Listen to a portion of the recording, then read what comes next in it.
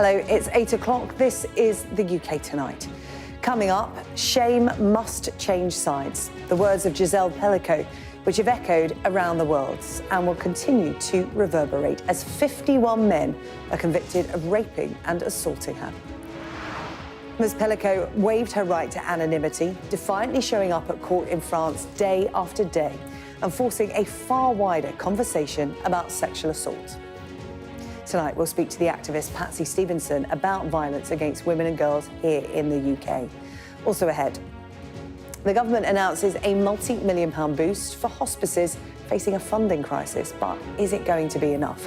We'll hear from one of those on the front line, the Forget-Me-Not Hospice in Huddersfield. Plus, I catch up with McFly star Tom Fletcher on his brand new musical and the state of the music industry. And is this the UK's most Christmassy street? We'll hear from one family about their spectacular festive display. All that to come, much more on the UK Tonight.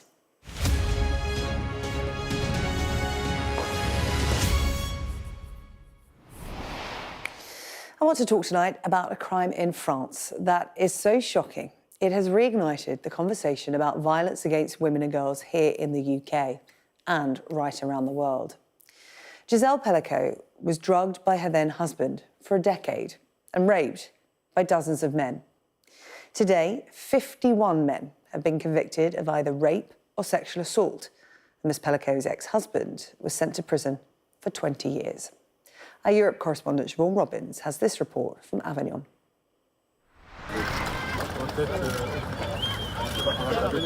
Arriving at court to a chorus of support, Gisele Pelicot, a woman subjected to around 200 rapes, proud to show her face. She is exceptional. Her attackers are not. Men hiding behind masks with bags packed for prison. Prudent planning in the end. Because 50 men, alongside Dominique Pelicot, Gisele's ex-husband, were given jail sentences totaling more than 400 years. A victory for the woman they tried to make the victim. Je pense aussi à toutes les autres familles touchées par ce drame. I'm thinking about all the families affected by this case and the unnamed victims in these stories who are often in the shadows. You should know we share the same struggle. J'ai confiance à présent. I have faith we can take hold of a future in which everybody, men and women, can live together in harmony and respect and mutual understanding. Dans le respect et la compréhension mutuelle. Dominique was given a 20-year sentence, the sick conductor in an orchestra of abuse. He's aware of the trauma and the tsunami that this has caused them, and he regrets it. He's expressed this from the moment he was taken into custody. Dominique invited men to their home in the pretty village of Mazan and filmed them raping a sedated Gisele, supporting their mother, 3 children devastated by the sins of their father, a man who will likely die in prison. Ce procès était une épreuve très difficile. This trial was a very difficult ordeal. I think first of all of my 3 children, David, Caroline and Florian, and my grandchildren. It was also for them that I fought this battle. In text to his fellow rapists, Dominique showed no remorse. In one message to one of the convicted men, Patrick A., in 2018, Dominique Pelicot wrote, "I'm looking for a kinky accomplice to abuse my wife at home who is asleep." To another, Redouan E., he said, "Make sure you wait and check that she's fast asleep." This premeditated predator was caught by chance after he was spotted filming up women's skirts by a security guard, leading police to uncover 20,000 images of abuse by one of France's worst sex offenders. The trial may be over, but questions remain. At least 11 men filmed by Dominique Pelicot have yet to be identified. They are still free. They are the fathers, the brothers, the husbands that walk among us. On the edge of the village where Gisele was repeatedly raped, this centre helps similar survivors of abuse. Latika found out her own husband had been drugging and raping her, dosing her drinks, just like Dominique. Et dans la nuit, je me réveille, il est sur moi. In the middle of the night, I woke up and he was on top of me, raping me, she said. He was close to finishing the act and I was shocked, paralysed. I didn't understand what was happening to me. Je comprenais pas ce qui m'arrivait. But after Gisele spoke out, she decided to do the same. She's helped women, especially me, to find their voice and speak out about what's happened to them without shame. Getting justice has taken 4 years, so for some of the guilty, there was no more prison time left to serve. Instead, they faced public punishment as they walked to freedom. No such reception for Gisele. For hers is the only name here that will be remembered. Gisele Pelicot, the woman who forced France to talk about rape. Siobhan Robbins, Sky News, Avignon. I'm joined now in the studio by gender equality campaigner Patsy Stevenson. Patsy was awarded damages by the Met Police after she was arrested at the Sarah Everard vigil back in 2021. Patsy, it's good to see you again. Thank you for coming in to talk about this, well, landmark, historic case. It is no less shocking the more you listen and watch what has been unfolded since it came into the public domain. Gisele Pelicot, what an impact she has had. Talk to me about what you think that impact and the legacy of what happened to her will be. Yeah, I think when stuff like this happens, we always do talk about the legacy and how, like, history will change or history will be made and things will change for the future. A lot of people said that about my arrest, for example, or what happened to Sarah Everard. And these moments are just that. They are moments, but we do need to recognise as well what she said herself. A lot of women are suffering at the moment and they don't get heard. Their voices aren't heard. And we see that worldwide at the moment. People in Syria, in Iran, there are women all around the world who are suffering and not being listened to. So I think it's really important that that these stories are reported on. This was such an extreme case. Gisele Pelicot got support and today got justice that most women living through rape and violence just don't get. You know, globally, you talk about different parts of the world where women's equality simply doesn't exist, even the concept of it doesn't. But here in the UK, that is the case as well when it comes to rape and sexual violence. It is, and I think that a lot of people believe that we have equality in the UK. A lot of those people are men, and I hear the story time and time again where men will say feminists are blaming men, feminists are doing this, and there's a lot of anti-feminist rhetoric or anti-gender equality rhetoric, and that is so dangerous. But what I find a lot of the time is as if, scientists, when you have a scientist who relies on facts and statistic and evidence, and then you have flat earthers who have heard a few conspiracy theories and got a bit of confirmation bias, and they run with their own opinion and experiences what they believe. And it's like that. It feels very much like, as feminists, we're trying to get equality for everyone. We're not against men, and it feels horrible that we have to even make that a thing, yeah, to even say, oh, it's not all men, and we shouldn't even have to say that. Men should want to help us. Men should want to eradicate this. At the moment in the UK, so many women are suffering at the hands of men, and that could be fixed. If men think they've done enough, why hasn't femicide stopped? Why are we still having these same statistics? Actually, some of them are rising as well. So I think the polarisation as well of, men versus women or Andrew Tate fans versus feminists, it really needs to stop. Do you think part of it is to do with the conversation around violence against women and girls? It's talked about in the terms of these men being monsters, and indeed in the tabloid press, Gisele Pelicot's ex-husband was referred to as a monster. But I think what this trial has highlighted is that these men aren't really monsters. They're the everyman. I mean, you look at the profile of the 51 men who abused her, husbands, tradesmen, firemen, a nurse, lorry drivers, husbands and fathers. What it's highlighted for me is that, you know, women aren't vulnerable in dark alleyways or late at night. They're vulnerable in their own safe spaces, in their own beds. And that's something that's not included in the conversation when we talk about violence against women and girls. Not included enough is what I mean. Yeah, definitely. And I think that, again, when we're having these conversations, a lot of men will say, she's probably making it up, she's probably lying, she's exaggerating. And I hear that a lot as well, that I'm actually surrounded by a lot of people who, time and time again, will argue points against what I'm saying. And we're just putting facts out there, and they argue against the facts when you're more likely to be abused by someone that you know in your own home, like you said.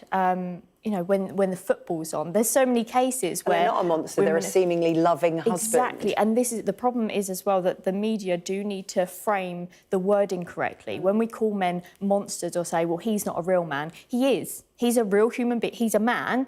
Don't exclude him and think that all men are perfect apart from this one monster. Everyone is participating in this systemic abuse. And if you really believe, I implore men, if you genuinely are against feminism, please, I beg of you, I challenge you just to read one feminist book. If it doesn't change your mind, fine, we can have a conversation about it in my DMs, but honestly, educate yourself about what you don't like. Bring down them defences and look within yourself, and please change for the better of women and yourselves as well. The quote that Gisele Pelicot gave during the trial, shame must change size, that's echoed around the world, and that is going to be quoted for a long time. Something else she said today, when she spoke outside court, she said she wanted to give courage and empower other women. She said, I wanted all women victims of rape, not just when they have been drugged.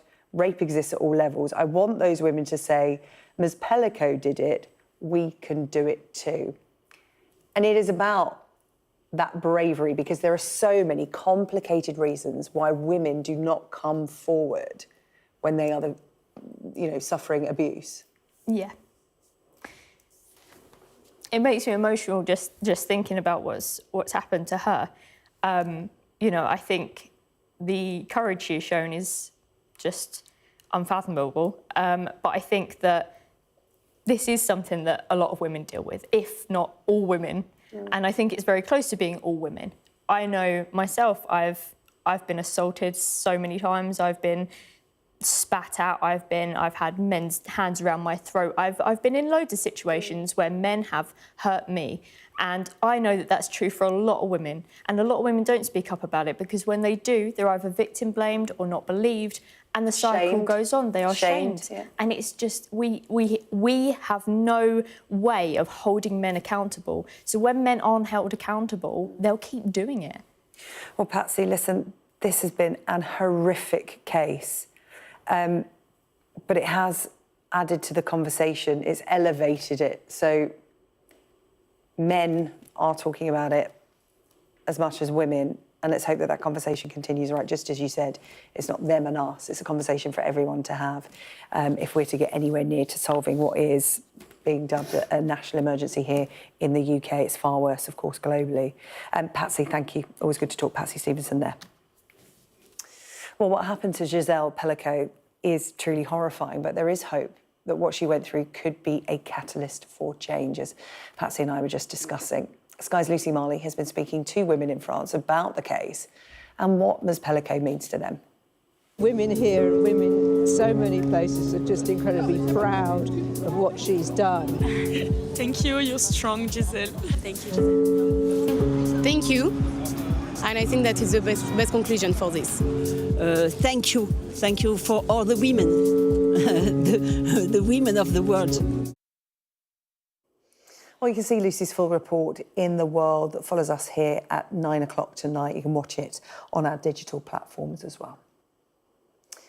Regular viewers of the UK Tonight will know that hospices in England are facing an uncertain future. The rise in the minimum wage and employers' national insurance contributions, as well as questions over the new government's financial backing for the sector, meant some hospices were facing the very real possibility of having to close their doors. ending a crucial source of palliative care and respite care. Well, today the government announced a £100 million worth of new investment and confirmed its commitment to the grant awarded to children's hospices. It's really welcome news for hospices like Zoe's Place in Liverpool, where I visited last month. There, I met Lana and her young daughter, Rain. It's like a community in itself. It's like a home away from home. At first, you're very sceptic of someone looking after your little girl, especially when they've got so many needs, because you begin to think, right, it's up to me now to keep them going. But when you walk through Zoe's Place doors, they're smiley, they're welcoming, and they don't treat you as if, well, we've got all this to do for a little girl. They know what to do, they're experienced. So when we walk in, the first thing we're offered is just love. And then we've got so much support on respite. Some parents, when we come in, we feel like we've dropped the kids off and our energy's so low. We've lack of sleep. We're not the cleanest because we've been around the clock looking after them, that we forget about ourselves. So then when we collect them, even just a day after, a full night's sleep, a nice bath, we can parent better. We can live better, we're in the moment more, instead of just trying to get through the day.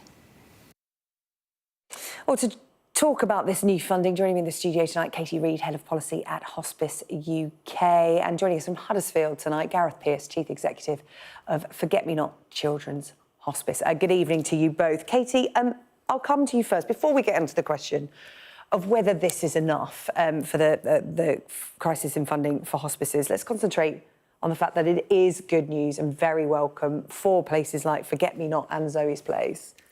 It's hugely welcome. I mean, you'll be familiar from covering this story that for the last couple of years, hospice costs have been rising, going through the roof, and government funding has not kept up. We've seen multiple hospices this year make redundancies, close essential services, and this is while need has been increasing and will continue to increase. So this is a real vote of confidence in the hospice sector from the government. They've recognised the value that hospices can bring to their mission to shift more care into the community. And we just look forward to working with them as they set out their new 10-year plan for the health service. Well, Gareth, you're right in the thick of it there in Huddersfield. We've spoken before about your hospice and, you know, just how tight things are. And, you know, they're only going to get tighter in 2025. You're interested to know how this is going to affect you directly. Have you got any idea at this stage? No, we're still waiting on further news from today's announcements to see what difference it'll make to hospices like us here at Forget Me Not. Of course, we welcome the news from today. It feels like a really positive step forward. And I think what's really positive for us is that the government have heard the challenges that adult and children's hospices are facing in regard to the current financial crisis. We're now waiting on further news and further information about how it might help us in the short and the long term. Yeah, as I said, you are right in the thick of it. You've had to cut services, tighten your belts, and, you know, some really difficult decisions when you're providing respite care and end-of-life care there, trying to look after those families and their children. Talk to me about what that has been like over the last few months.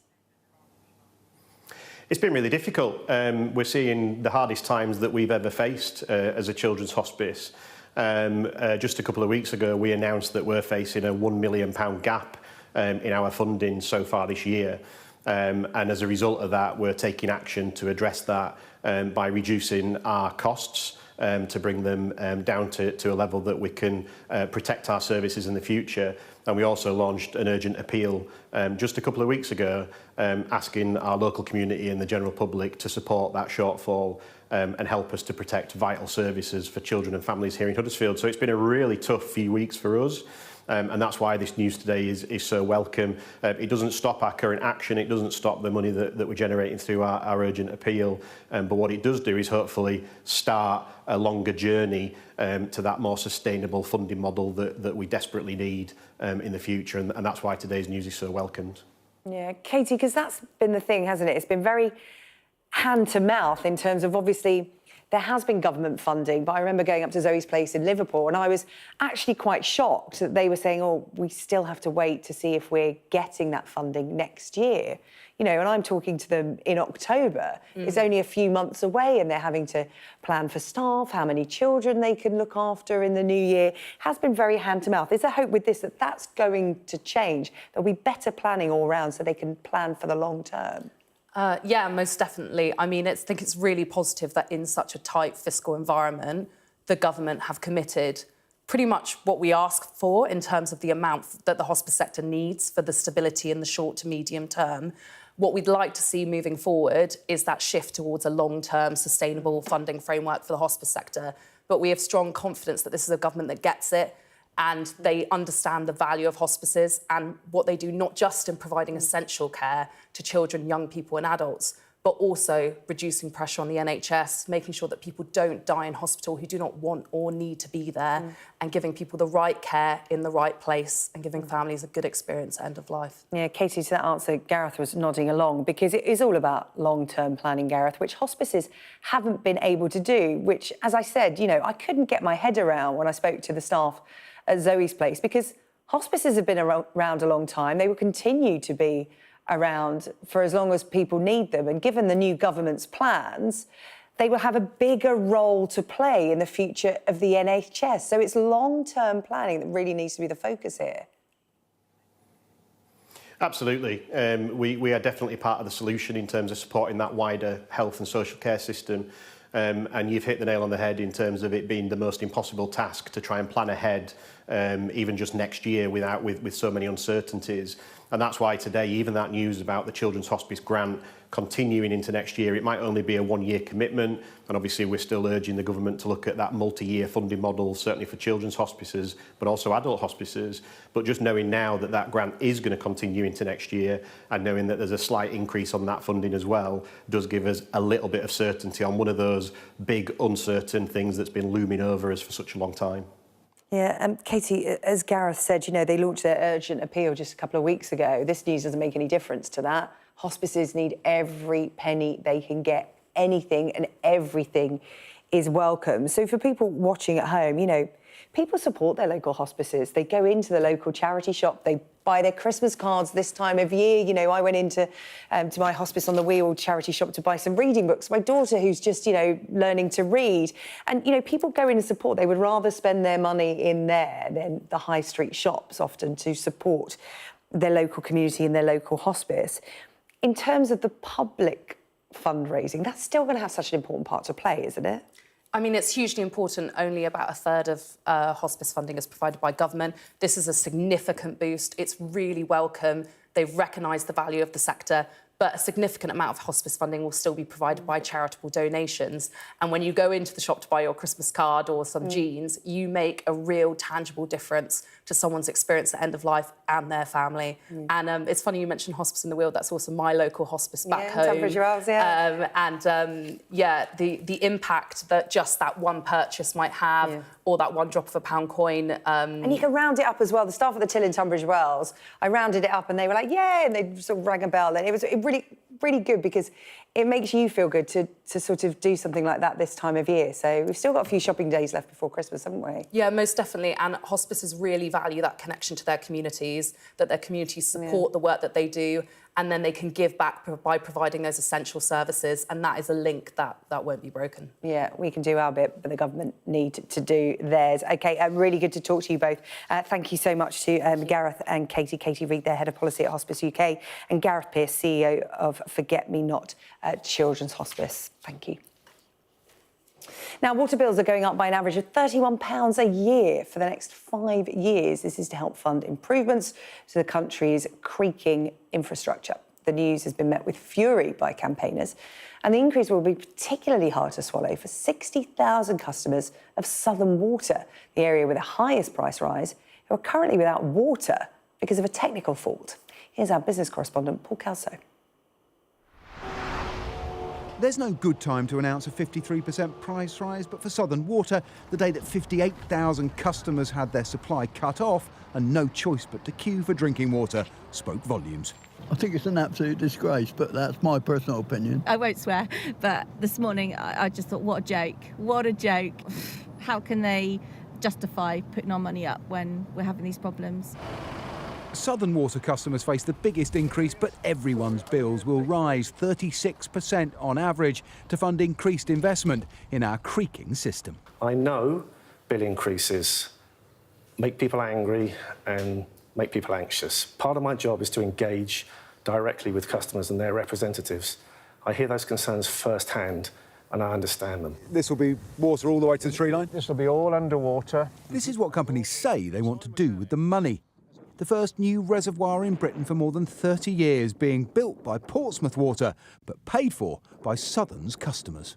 It's such an important service to provide to people, and everybody is committed to trying to stop all of those things happening, but they can't be, the changes can't be made overnight. They require investment, they require interventions in the infrastructure, but we're on it. Right there. Upstream on the Test, a precious chalk stream, the source of public anger is clear, even if the water isn't.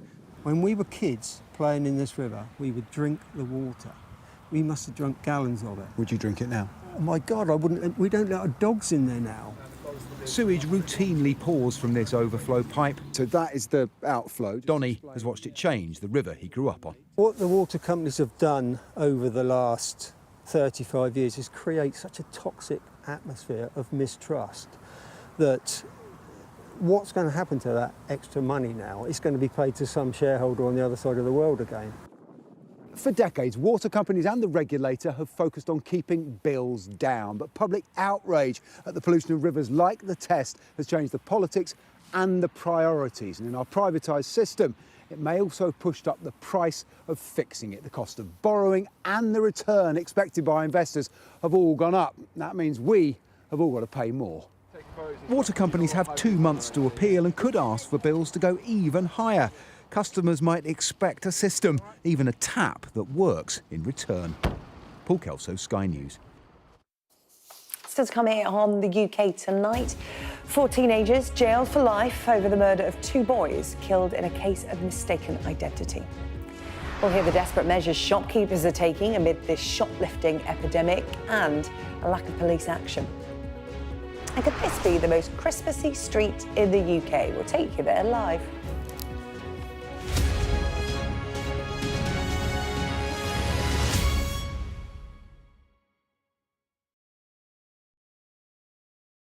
I'm David Blevins, and I'm Sky's senior Ireland correspondent. It takes 60 minutes to cross the Irish Sea. It took the British monarchy a century. I've spent 30 years reporting the journey from conflict to peace. The political parties of Northern Ireland have reached agreement. If there's anyone who might know how to fix Northern Ireland's devolved government, it's the American architect. Changes in circumstance require changes in approach. The end of the political stalemate, the start of a new chapter for Northern Ireland. I confirm that I am willing to take up the office of First Minister. My election to the post of First Minister demonstrates the change that's happening on this island. Catholics and Protestants on different sides, now facing the same threat. If we both contract COVID-19 and end up in hospital, religion's nothing. People here are adept at finding hope amid adversity. That's the spirit of a place that punches way above its weight. We help you understand the world with us. A toxic blue-green algae now poisoning Lough Neagh. It's breaking your heart what has happened here. It is. This is a vital resource, a national treasure, now fighting for its very life. They are effectively surrounded by Northern Ireland, and that makes this the most unlikely of international frontiers. If there's a hard border, I think it'll cripple the country. Winter is coming. Welcome to Winterfell. It's an iconic location in this globally acclaimed drama. Ophelia was the most powerful hurricane this far east in the Atlantic on record. Sky News, the full story first. Play Sky News. From the Sky News Centre at 7. Now that you're up to date, we can go into a bit more detail. Things can change incredibly quickly. Taken by surprise. Have you ever known a moment like this in British politics before? Yes. Cheers. We'll start with breaking news. Let's get the latest on the ground. So, by the end, we'll hopefully all understand what's going on in the world just that little better.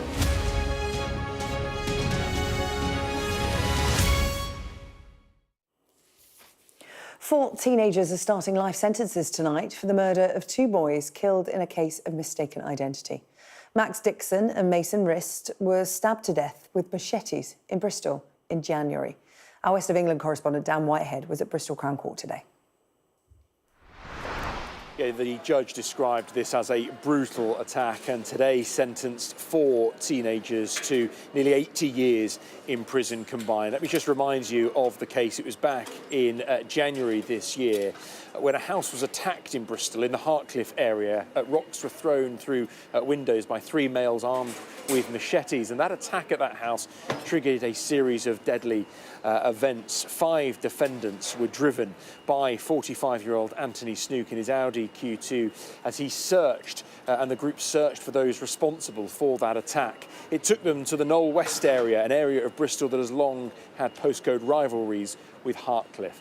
At the same time, 15-year-old Mason Rist and 16-year-old Max Dixon were leaving Mason's house to go and get pizza, and the Audi drove up Ilminster Avenue. Four of the younger defendants got out of that car armed with machetes and baseball bats, and in just 33 seconds carried out this fatal stabbing attack, leaving Max and Mason to die on Ilminster Avenue in Bristol. Now, shortly before the sentencing here at Bristol today, Leanne Eklund, Max's mum, spoke to broadcasters and described the impact of her son's death. They've taken my heart. And I know I love my girls deeply, but they've also took my son. And I now need to repair my life without him. And everyone says that it will get better, but I don't think it will, because he was a massive part of our family. And I don't want to move on. Well, before sentencing today, there were victim impact statements, including from Mason's sister, Chloe, who described the sadness that she feels in losing him as indescribable. She also held up in court a packet of the ashes of Mason, some of his hair, which she described to the four defendants as being bloodstained, and a print of his handprints. She looked at those four defendants and said that, "I hope you never forget Mason." The 15-year-old defendant was sentenced to more than 15 years, a minimum term. The 16-year-old at more than 18 years. The 17-year-old, who we can now name as Cody Westcott, to 23 years and 44 days. And 18-year-old Riley Tolliver to 23 years and 47 days. Last month, the driver, the getaway driver, Anthony Snook, who's 45, was sentenced to life with a minimum term of 38 years. Next tonight, a warning that some shop owners are feeling the need to arm themselves because of the police's lack of response to shoplifting. A Sky News investigation has found that police attend less than a quarter of shoplifting incidents, and the policing minister says forces need to do far more. Here's our political correspondent, Rob Powell. Christmas Day last year at a South London corner shop. Stuck behind the counter, the cashier tries to fight off three thieves.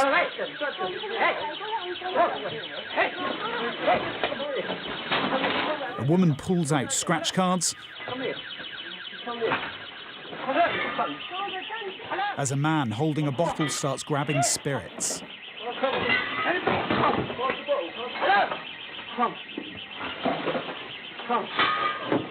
At a different London store, Dennis says he's targeted by thieves daily. I used to have a baseball bat and a pepper spray, but the police said there's a weapon. I can't keep anything behind the counter. And when you kind of call the police to report it, what tends to happen after?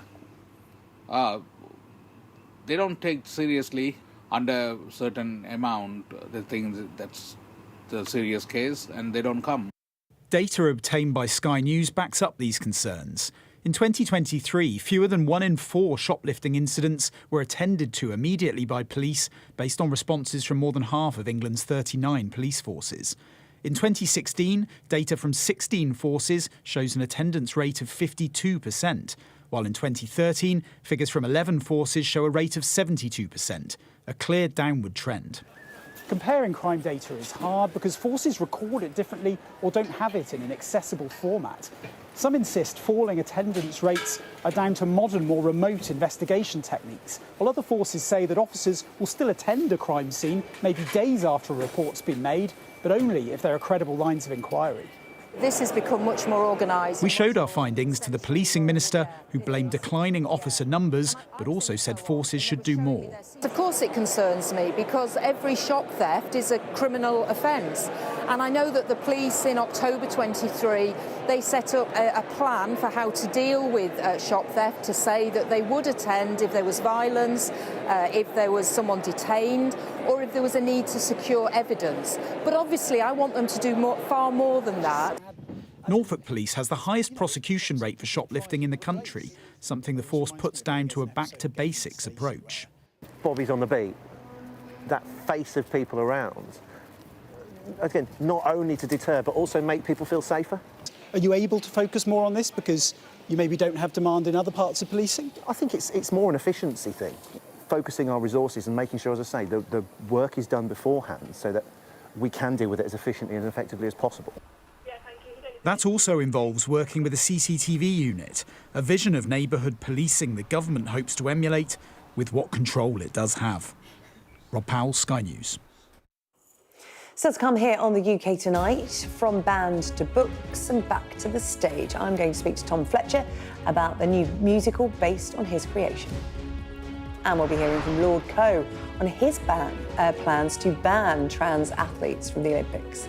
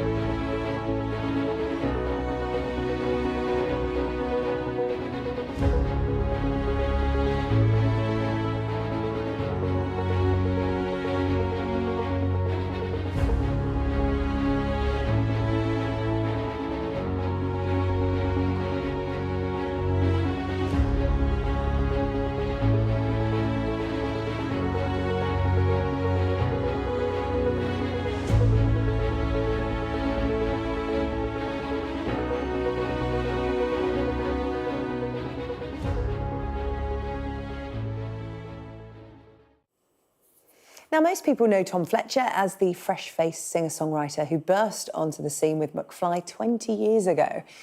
Well, he's branched out somewhat since then, and if you've got young children, you may know him as a rather successful children's author. So successful, in fact, that a musical opened tonight in London based on one of his books. I spoke to Tom before the curtain went up and asked him how he was feeling. I am feeling very excited. It's a, it's a dream come true. It's any author's dream to have their book turned into a musical, and it is, what an amazing location. We're here at South Bank over Christmas and New Year, so I'm very excited. Yeah, you run until the 5th. I haven't seen the show. It is, of course, opening night. People will get to see it over the coming days, over the festive period. But it is based on a book that a lot of people will know well. I haven't yet read it with my kids, but just reading a little bit about it, it's got a bit of a Home Alone vibe. It is, yeah. There's kind of a mass Home Alone effect. So it's it's about a girl who wakes up one morning and discovers that all of the grown-ups in her town have completely disappeared overnight, and she soon discovers that it might have something to do with these strange creatures that live in a world beneath her bed, and she sets off on an adventure to try and get all the grown-ups back. So that's the kind of premise of the book, there's just a lot about friendship and family and some very disgusting creatures called the Creakers. Well, the kids love the disgusting stuff, don't they? And they like the slightly rude stuff. We're reading, as we did last year, we got it as a gift. There's an elf in your book that you wrote. We got that last year. That's a favourite in our house this year. And, of course, you have children yourself. So where does the inspiration come from? Because, like I said, they like the disgusting bits. You've got some dinosaur books, haven't you? I can't read out some of their titles on telly, I don't think. I do, yeah. I mean, I've got 3 kids of my own, and they basically just tell me what I should write these days. So I feel like I've got my own little research team, / co-authors, essentially. It's really handy having them to kind of test ideas on, because the brilliant thing and the scary thing about writing for children and families is that kids don't lie, and if they don't like something, they let you know about it. Which is why it's so rewarding when you get that belly laugh from a group of kids. Honestly, there's no better feeling than that. And I've actually, when the Creakers was on in Plymouth a few weeks ago, it was amazing to sit in the audience and just watch all the kids and families that were there screaming and laughing and shouting out. It's such a special moment. So I'm looking forward to having that again tonight. Yeah, you get hopefully. You get an instant review, don't you, when you're in the theatre and all the kids and the parents in the crowd. The dinosaur books I'm referring to are the dinosaur that pooped, various different things, and my kids love it when I say poop, Yep. and I've just said it on the telly, so I'll play that to them when they're up in the morning. So thanks for that, Tom. You're welcome.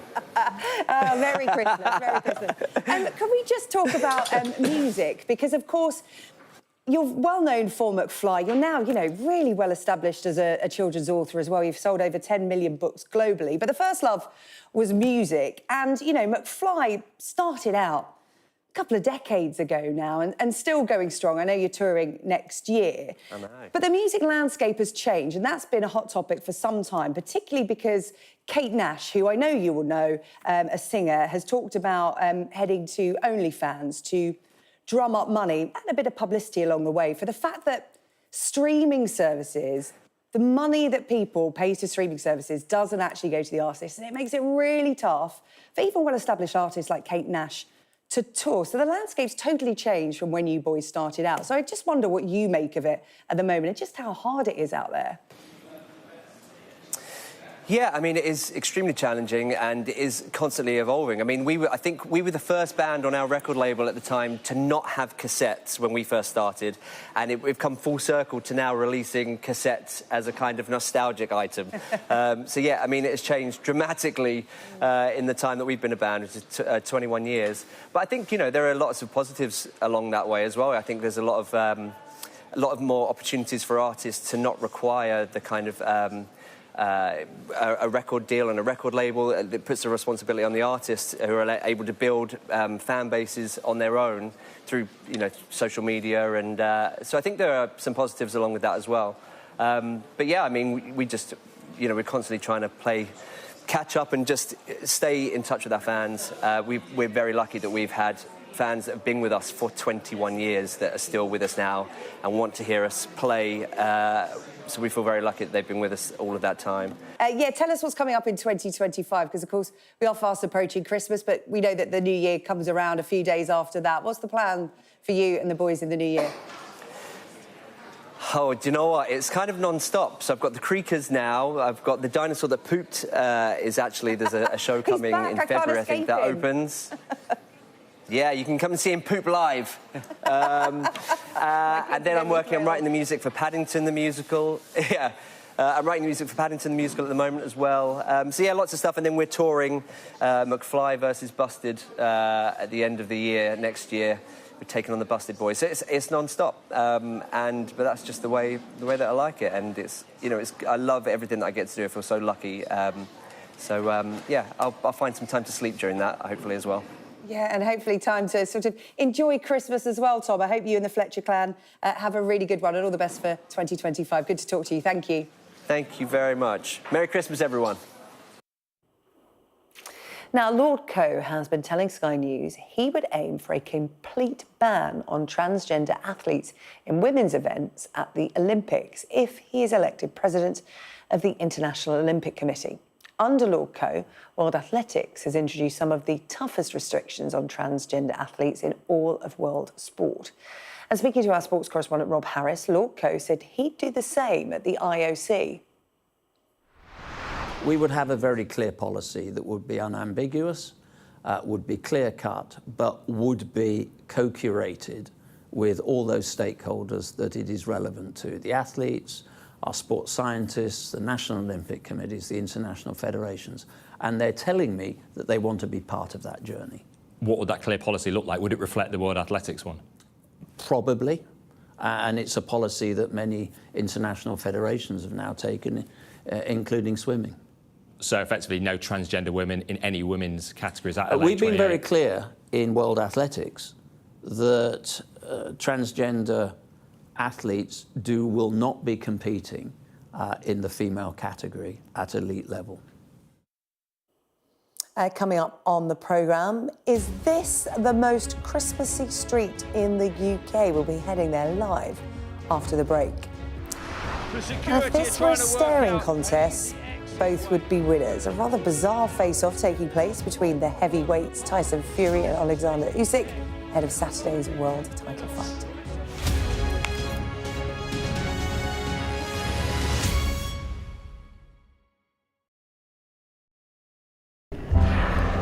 Once almost lost, these denizens of the deep are back. The problem for these whales is global warming. Water temperatures are rising. We're worried that the animals are actually starting to starve. Deadly and outdated. What do you think should happen to the net? I would like to see them go. I'm Nicole Johnston, Sky's Asia correspondent, based here in Beijing. A towering monument to the China dream and its demise.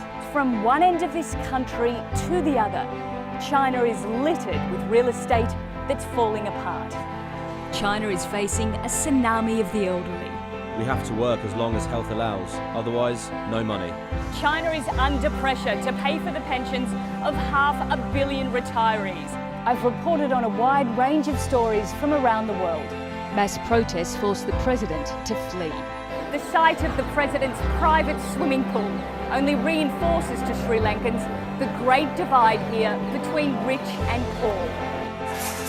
Aid groups say Gaza is now the world's most dangerous place to be a child.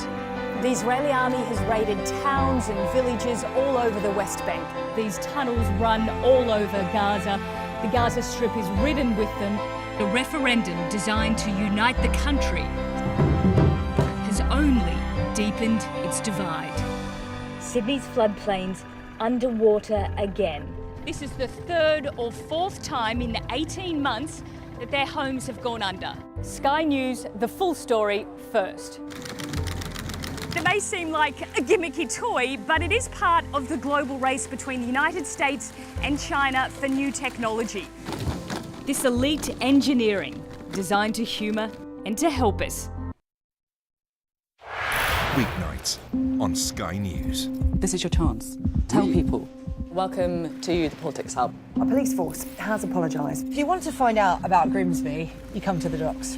I'm live in Jerusalem. Are you not concerned that that could lead to all-out war? Hello there, good evening. There are fears of an upsurge in violence. What's at stake here? You are watching the press preview, a first look at the front pages as they arrive.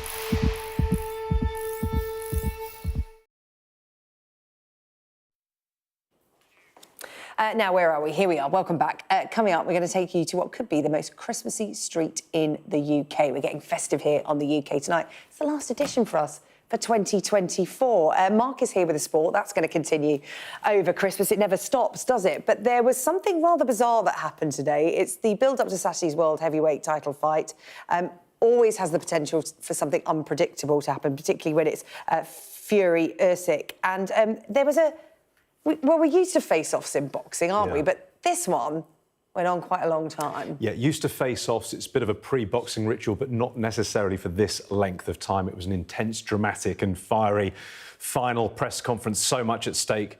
Of course, this went on for 11 minutes and 13 seconds. As you would imagine and understand, Sarah-Jane, we won't show you the full 11 minutes. I was going to say, I don't know how much time we've got left. But it gives you a sense of what's at stake. You know, look, the intense look between the two. Words were also exchanged a little later on in the face-off, and there was sweat dripping from Tyson Fury at one stage as well. He really wants this victory on Saturday. Tyson's brother, Tommy Fury, who many people will know and will have seen on the TV regularly in recent years, was there earlier and said, look, this is the biggest fight in the world coming up on Saturday. It gives you a sense of the occasion and how much anticipation there is. Who broke off the face-off? Who edged it first? I think it was a combination of people who edged their way in, Sarah-Jane. Yeah, they were like, time's up, boys. Come on, we've got a lot to get on with. Because, as you mentioned for Tyson Fury, there is a sense that he's taking this one, not that he doesn't take his fight seriously, but this one is different.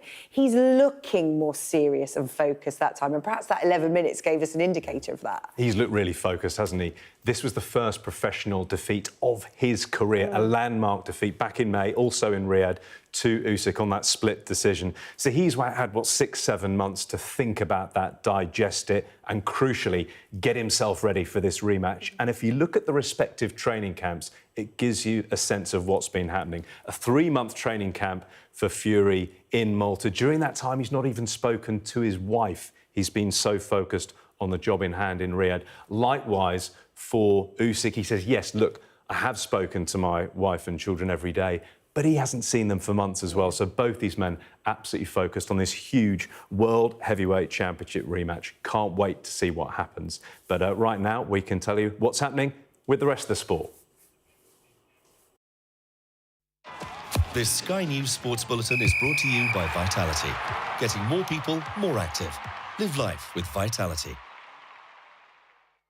I remember when I first went on trial at under 9, I just couldn't concentrate. There'd be like games going on and I'd be looking over there. I just went off and played club football for a while, went back at under 11s, under 12s. And yeah, I had a lot of ups and downs. There was times where I was 16, you know, when you want to go out and stuff like that. And that's when you truly have to make sacrifices that I found it really difficult. Once I got my feet on the ground and worked hard, then yeah, the journey through the youth team was much easier. You spent time on loan at Western-super-Mare. Did the progression from there always seem straightforward? I always take things, you know, day by day and not look too far ahead. So I was just focusing on progressing and just trying to cement myself in the first team because I didn't see myself as a first-team player then. Yeah, I was just trying to focus on playing, you know, a lot of games and improving and then see where that took me. And then the moves came, of course, Brentford first and then Aston Villa.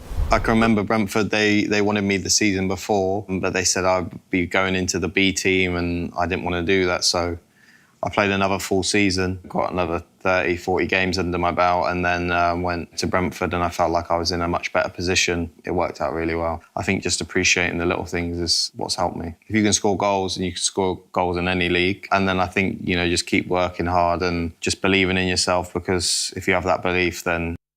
This Sky News Sports Bulletin is brought to you by Vitality.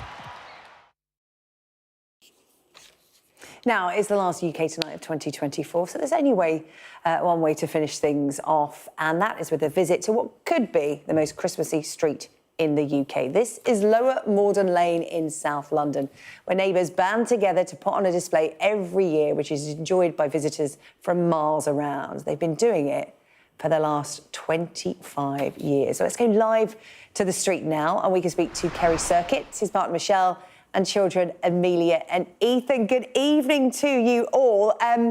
What a festive treat for us tonight. Thank you so much. It's really lighting up our programme. This started more than 25 years ago, Kerry. Tell us about the tradition. So we only moved in 2 years ago, but we've been visiting since we were young, going up and down the street, looking at all the lights. Everyone works together to put on a nice display for the local community and raise money for the local hospice, St Raphael's. Yeah, I mean, it was started by a resident of Lower Morden Lane 25 years ago, the late Sylvia Queensborough. She started it. The fundraising lives on. Obviously, it's been going for over 2 decades, so when you moved in 2 years ago, the pressure was on. Tell us what you've put up on your house, and do you add to it? Yeah, we've got loads of different things. The thing that people stop by for is a projector in the top window. We have a Santa waving up there. We've got a big reindeer. There's a Santa on a scooter, all sorts. I'm going to ask Ethan and Amelia, what do you make of all of this? Do you have a say in the design and the style of the house at Christmas? Yeah, I really like it. I like it when people walk past and I hear them like being happy. Yeah, big smiley face. Shouting. Yeah, big smiley face. Sorry, what was that? What did you say, Ethan? I missed that. I hear them shouting a lot, saying I like Santa. Yeah, they wave at him, don't they, at the window? And talk to me about the money that's raised, Michelle. Thousands of pounds for the local hospice. Yeah, I believe it was £10,000 last year. And yeah, I think it's all the money raised really does help the hospice run, because I know that they do rely on donations. I don't know about you, Amelia and Ethan, but my favourite's the teddy bear.